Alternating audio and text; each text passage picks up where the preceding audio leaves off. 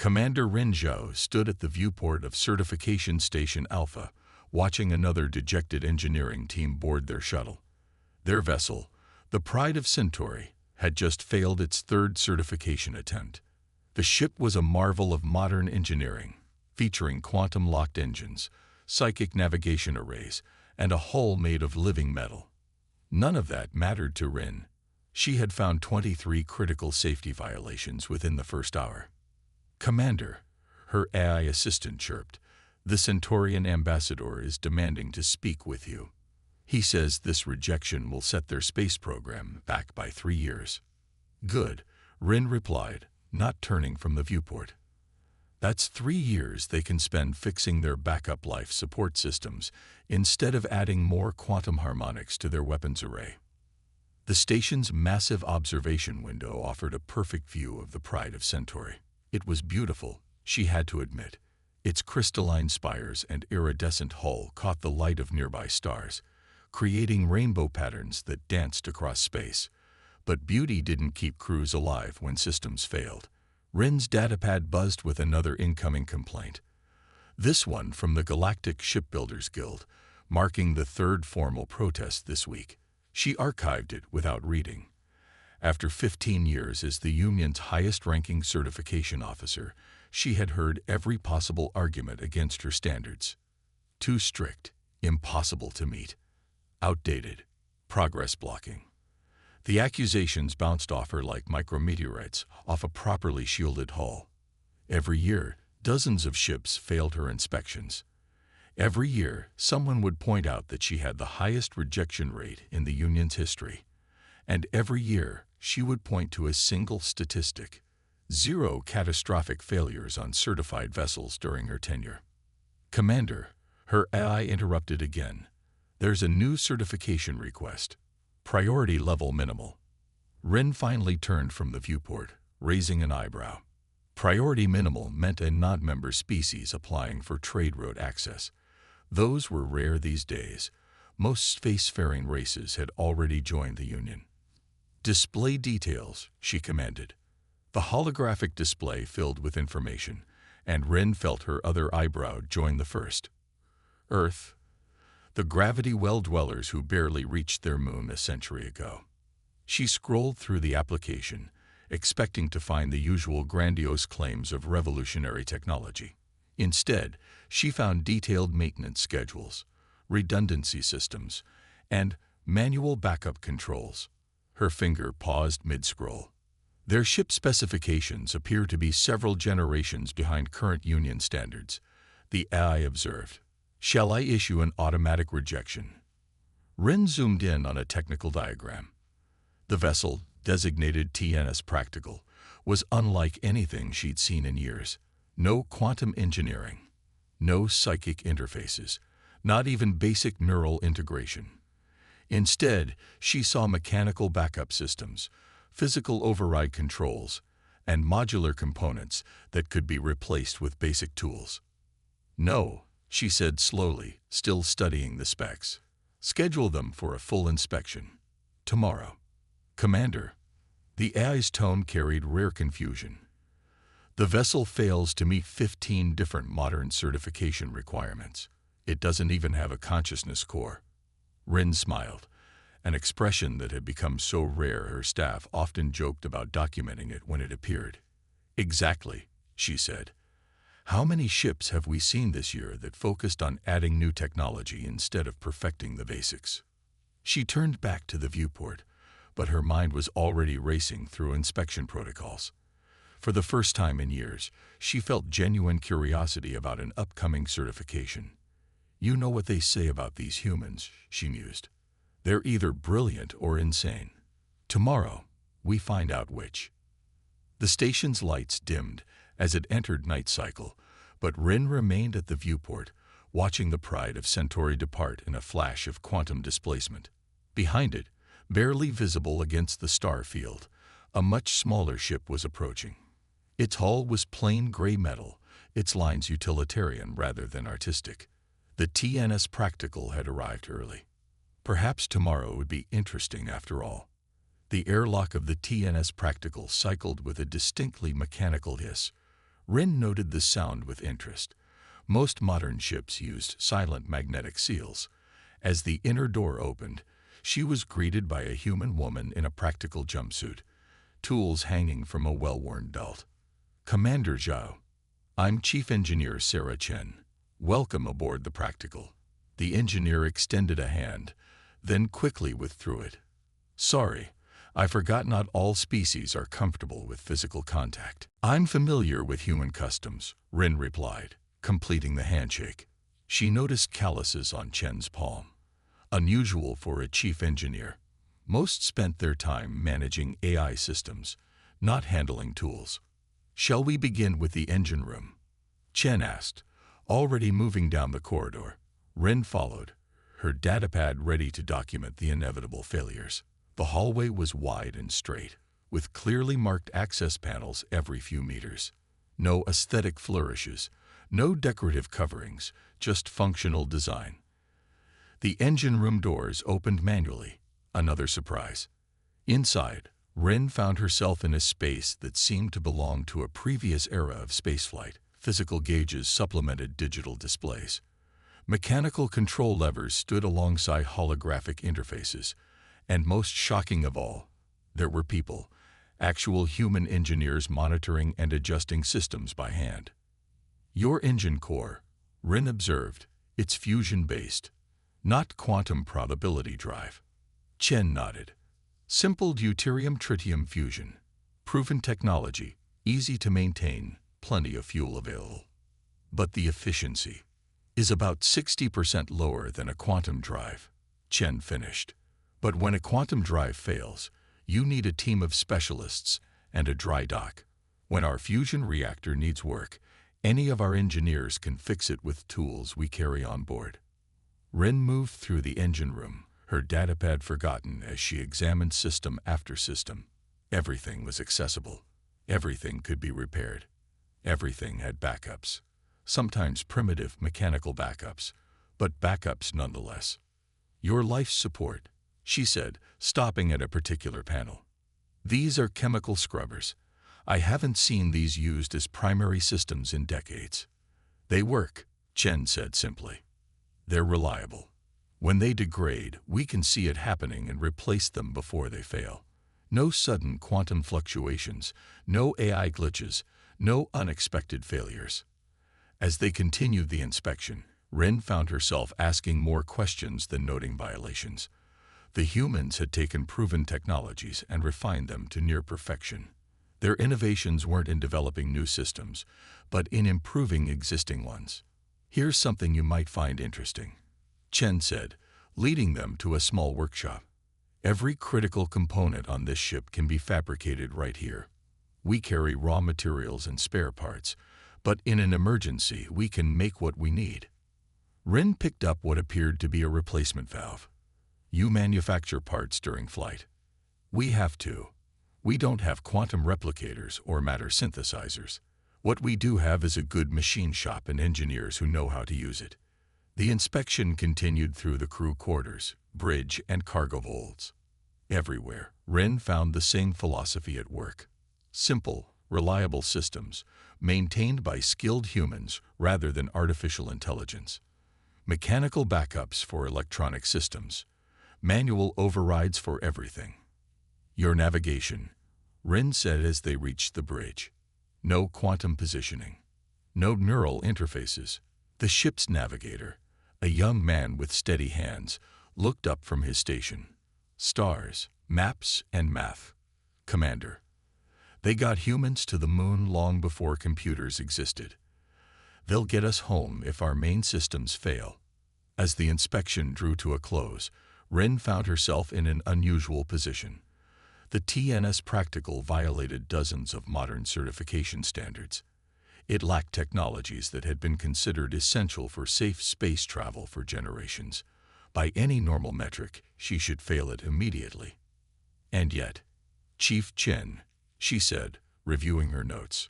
"Your emergency procedures. You've documented responses to over 3,000 possible failure scenarios." 3,412, Chen corrected. "Every incident report from every human spaceflight, plus every recorded accident from Union vessels we could get data on. We studied them all, developed responses, and trained for them. Rin looked up from her datapad. You planned for failure. We expected, Chen said firmly. Space is dangerous. Systems fail. The difference is, when our systems fail, we can fix them. We don't need quantum mechanics or AI specialists. We don't need special facilities or exotic materials. We just need tools, parts, and trained engineers. The word struck a chord with something Rin had been thinking for years. How many ships had she failed because their advanced systems had no viable backup? How many crews relied entirely on technology they couldn't repair or even understand? Her datapad chirped, reminding her that the inspection period was ending. She had to make a decision. The TNS Practical failed to meet current certification standards in almost every category. Its technology was outdated, its systems primitive by modern measures. But for the first time in her career, Rin found herself questioning whether those standards measured the right things. The explosion rocked Certification Station Alpha just as Rin was completing her inspection notes. Warning klaxons blared through the TNS Practical's corridors, and emergency lights flashed to life. Multiple distress signals, reported the human communications officer. The Stellar Duchess is experiencing cascading system failures. Their quantum core is destabilizing. Rin's blood ran cold. The Stellar Duchess. She had certified that luxury liner herself just last year. It carried over 2,000 passengers, and its quantum probability drive was state-of-the-art. How bad? Chen demanded, already moving toward the engine room. Their consciousness core is offline, Rin reported, scanning the emergency data. Primary systems are failing. The quantum fluctuations are preventing their AI from executing emergency protocols. The Stellar Duchess was visible through the bridge viewport now, its crystalline hull flickering with unstable energy. Escape pods were launching, but many appeared to be malfunctioning, their neural guidance systems confused by the quantum interference. Station control to all vessels. A voice crackled over the comm. Maintain safe distance. Quantum cascade in progress.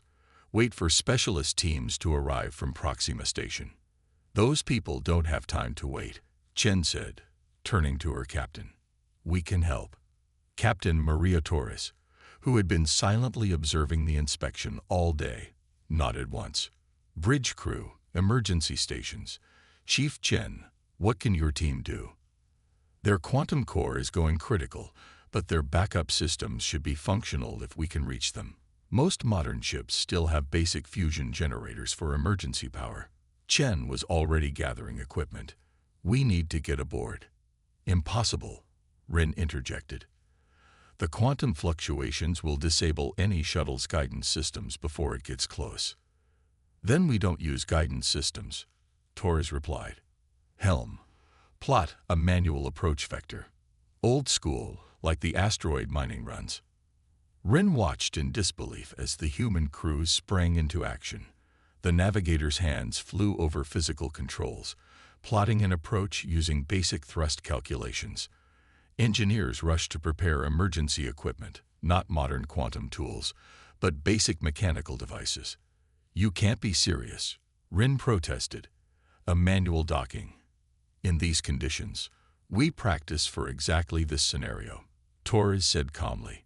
Simulation number 2847. Approaching a vessel with active quantum interference. Chief Chen, what's your plan once we're aboard? Their backup fusion core will be intact. Quantum interference doesn't affect basic nuclear physics. We can bootstrap their essential systems from that, bypass their AI entirely if necessary. Manual overrides should still work. This is insane, Rin muttered, but she found herself moving to help as the humans prepared for their rescue attempt. The TNS Practical's engines thrummed to life, a steady, reliable vibration so different from the silent power of quantum drives. The ship moved with deliberate precision, approaching the stricken liner without the usual grace of AI-assisted navigation. Rin watched as the human helmsman made constant minor adjustments, compensating manually for the gravitational forces and quantum distortions that would have confused any modern guidance system. Engineering team, ready for emergency operations, Chen reported. She had assembled a team of 6, each carrying tools and wearing simple pressure suits. We'll need to reach their engineering deck. Their internal transport systems will be down, Rin warned. The quantum fluctuations. We'll take the stairs, Chen interrupted with a grim smile. Sometimes the old ways are the best ways. The docking was anything but smooth, a hard clank of metal on metal that would have made any modern shipmaster cringe. But it worked. The TNS Practical's mechanical airlock sealed successfully against the Stellar Duchess's emergency dock. Commander Zhao, Torres said, we could use your knowledge of the ship's layout. Rin realized she was being invited to join the rescue team. It went against every safety protocol she knew, but as she looked at the determined faces of the human crew, she made her decision. The main engineering access is 3 decks down, she said, checking her datavat. There should be emergency ladders in the maintenance tubes. What followed was the most grueling 2 hours of Rin's career. The human engineers moved through the dying ship with practiced efficiency, using manual overrides to open doors, climbing through maintenance shafts, and working by emergency lighting when ship's power failed completely. Chen's team split into pairs, each addressing different critical systems. They bypassed the ship's AI entirely, routing essential functions through basic electronic circuits. When they found the fusion core, they restarted it using manual controls that hadn't been touched since the ship was built. Most modern ships still have these systems, Chen explained as she worked, hands moving with practiced skill. They're required by old regulations that nobody pays attention to anymore. Everyone relies on the quantum systems instead. Gradually, basic power was restored. Life support stabilized. Emergency lighting came online. The quantum core was safely shut down, its destructive fluctuations contained. As Rin helped the humans run damage control, she couldn't help but notice how many of the Stellar Duchess's backup systems had never been properly maintained. They had been seen as redundant, unnecessary in an age of quantum engineering and artificial intelligence.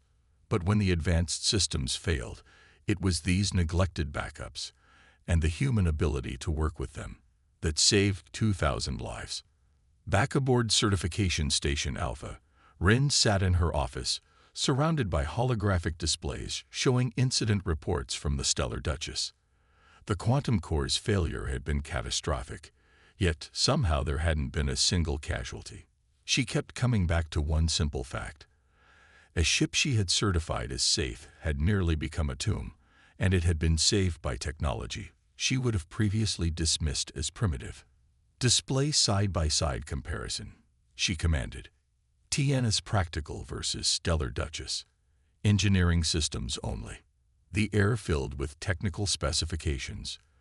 The differences were stark. The Duchess bristled with cutting-edge technology, quantum probability drives, AI-integrated control systems, neural interfaces, and consciousness cores.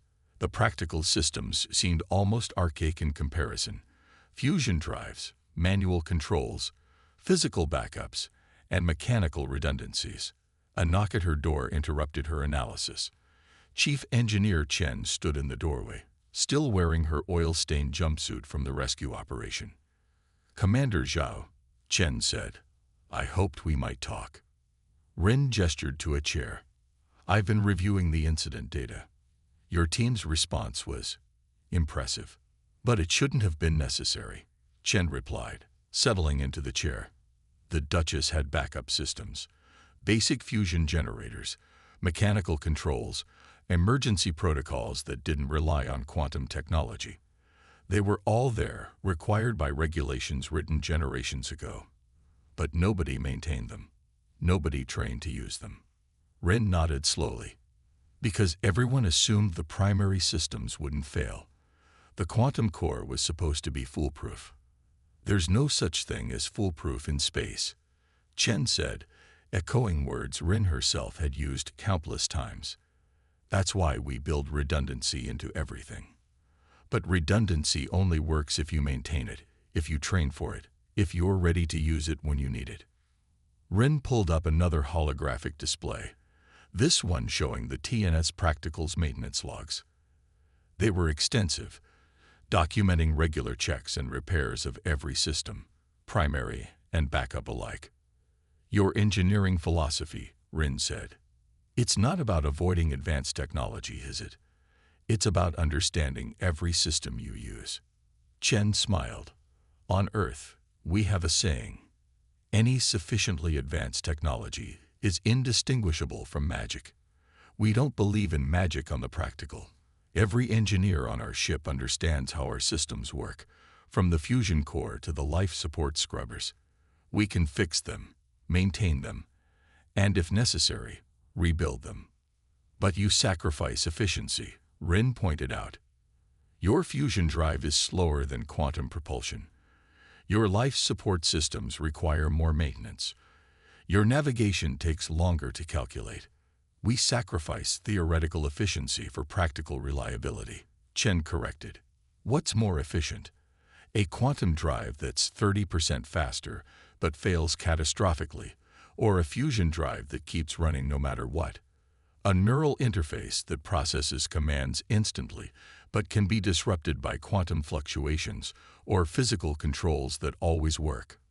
Rin turned to her certification records, spanning 15 years of inspections. I've failed ships for having inadequate quantum shielding, for using outdated AI protocols, for not implementing the latest neural interface standards. But I've never once checked whether their basic backup systems were functional. Because the regulations focus on advanced technology, Chen said. They assume that newer is better, that more complex means more reliable. But complexity breeds vulnerability. Every quantum circuit, every AI subroutine, every neural interface is another potential point of failure. Standing, Rin walked to her viewport. The Stellar Duchess was still visible, now surrounded by repair ships. Its once gleaming hull was dark, its quantum systems offline, but its fusion-powered emergency lights still glowed steadily. You know, she said thoughtfully, the first interstellar ships humans built didn't have quantum drives or AI systems. They used nuclear propulsion, chemical life support, and manual controls. Everyone thought they were primitive, but they worked. They got where they were going and brought their crews home safely. We didn't forget those lessons, Chen replied. We built on them. Every system on the practical has been refined through generations of use. We know they work because they've been working for centuries. Rin turned back to her desk, calling up the certification standards that had guided her career. These regulations were written when quantum technology first emerged. They were designed to push the adoption of advanced systems to standardize space travel across the Union. But maybe they pushed too far. Chen suggested. Maybe in our rush to embrace the new, we forgot the value of the proven. The practical doesn't meet these standards, Rin said. By these metrics, it's not safe for interstellar travel. But today, it was the only ship capable of conducting a rescue operation in conditions that disabled every advanced system in the sector. She began making notes, her fingers flying over the holographic interface. We need to update these standards, not to exclude advanced technology, but to ensure that ships maintain functional alternatives. Every quantum system should have a conventional backup. Every eye-controlled function should have a manual override. Every crew should be trained to operate their ship without relying on neural interfaces or consciousness cores. That would require significant changes to how ships are designed and crews are trained, Chen observed. Yes, Rin agreed. It would also save lives. She paused, looking at the engineer. Would you be willing to help me draft new certification requirements? Something that combines the best of both approaches. Chen smiled. I thought you'd never ask. 6 months after the Stellar Duchess incident, Rin stood before the Galactic Union's Engineering Council. The chamber was packed with representatives from every major shipbuilding world, all waiting to hear her presentation on the proposed new certification standards. The incident with the Stellar Duchess taught us an important lesson. She began, her voice steady. Advanced technology alone does not guarantee safety. In fact, over-reliance on complex systems can create new vulnerabilities. Holographic displays materialized around her, showing detailed analyses of ship incidents over the past decade. 87% of catastrophic failures involved quantum system malfunctions. 93% of crews were unable to operate their vessels when eye control was lost. We've built ships that are powerful and efficient, but we've forgotten how to keep them running when their advanced systems fail. Murmurs rippled through the chamber. A Centaurian representative rose. Are you suggesting we abandon quantum technology?